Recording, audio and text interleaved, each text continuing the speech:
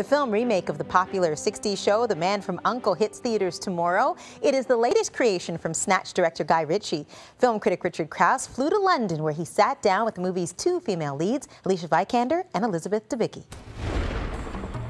They will send an army to stop us. We must give them an appropriate welcome. It's better for the mission that we get to know each other a little bit more intimately. What does that mean? It means I like my woman strong.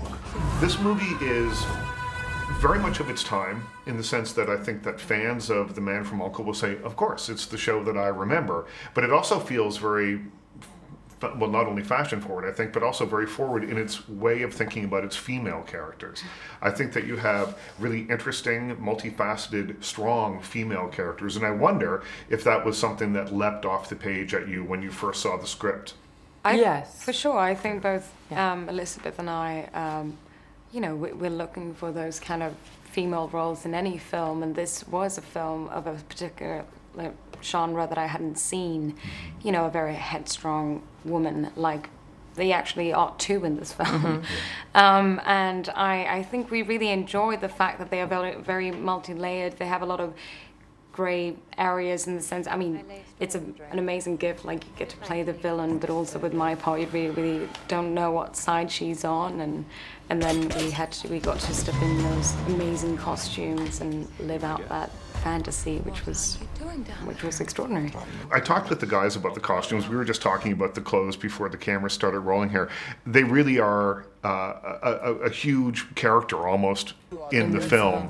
When you the clothes themselves, do they help you find the character and help you find and establish the time and place that you're meant to be playing in? I think costumes, especially when you're doing a period film, they're like a skin that you put on, but they're also a sort of lifeline to the time, whether it's socially or culturally. You know, obviously, an obvious example is if you're wearing a corset, you move differently, but it's just as much of an influence when you're wearing period, you know, 60s period costumes, because you immediately just move differently. It informs the space you take up in the world. You know, my hair was, you know, should have had its own name. It was huge, but it's like its own animal. It was like an animal on my head.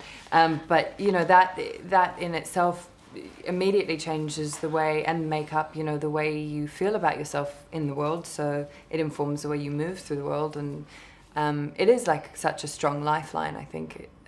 It was interesting to see, as well, Gabby in the film starts off as a car mechanic, and then she needs to kind of go partly undercover and needs to put on those clothes. She's more of a tomboy, but she needs to put on those quite extraordinary, amazing dresses that probably the guys are more excited about than her.